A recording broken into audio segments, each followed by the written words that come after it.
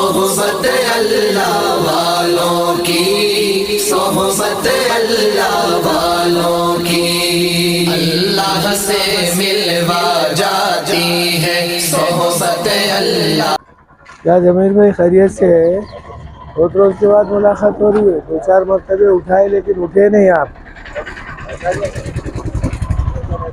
ہاں؟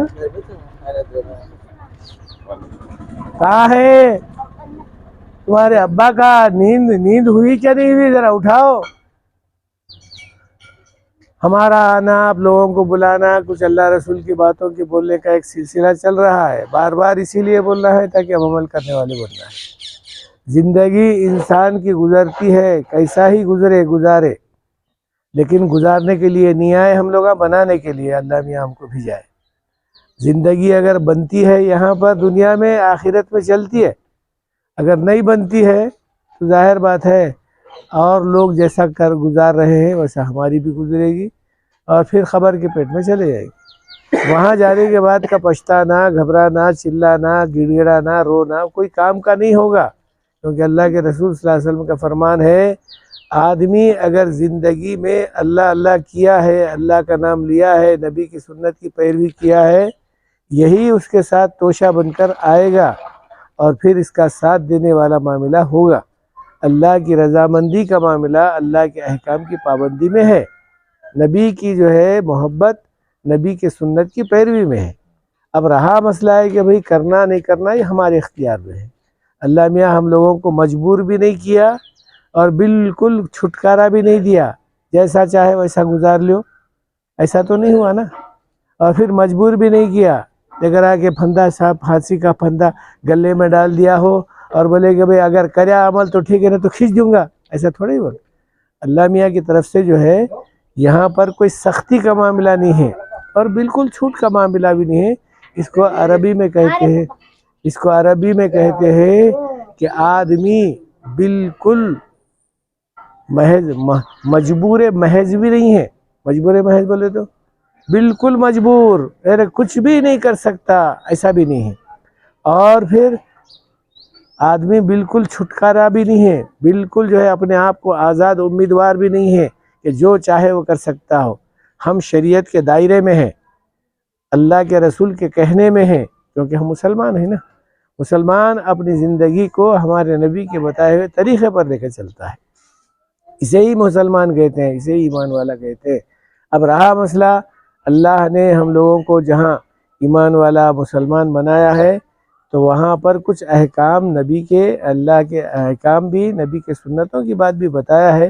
اگر کرا تو آدمی جو ہے یہاں پائے گا، جیسا بولتے نا کھانا کھایا تو پیٹ بھرا، پانی پیا تو پیاس بجھی، ایسا ہی عمل کر لیا تو انشاءاللہ تعالی دنیا میں بھی آدمی سکون اور اطمینان سے رہے گا، آخرت میں بھی انشاءاللہ اللہ کی جو ہے اچھی جگہ پر، جنت کی جگہ یعنی رضامندی کی جگہ پر جنت میں رہے گا۔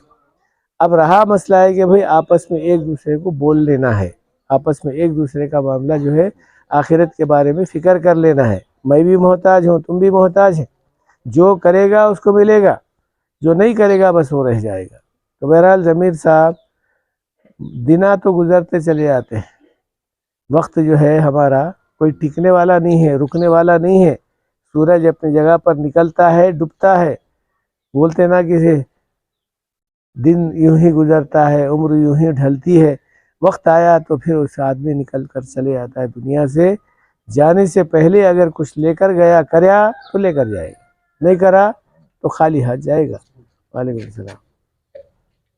خالی ہاتھ جائے گا۔ اس خالی ہاتھ کے جانے میں آدمی جو پچھتائے گا، وہاں پر کوئی آ کر خبر میں بولے گا اب ان کے بابا کا انتقال ہوا، جا رہے خبر میں، ان کا جواب انہوں دے رہے نا، ہمارا جواب ہم ہی دیں گے، ہمارا جواب ہماری اولاد نہیں دے گی۔ لیکن ہاں اتنا ضرور ہے، اگر اولاد نیک ہوئی تو انشاءاللہ اس کا ثواب بھی ملے گا۔ جو اولاد کرے گی اولاد کو بھی ملے گا، اولاد کا ثواب ماں باپ کو بھی ملے گا۔ اگر نہیں کری تو ظاہر بات ہے اس کا جو ہے ثواب تو خیر ملنا بہت دور کی بات ہے۔ بعض جگہ پر لکھا ہے اولاد کی غلطیوں کا عذاب بھی اولاد کو بھی ملے گا ہی ملے گا، ماں باپ کو بھی ملے گا۔ جیسا دنیا میں ہوتا ہے، بیٹا غلطی کریا باپ کو پکڑ لے جاتے،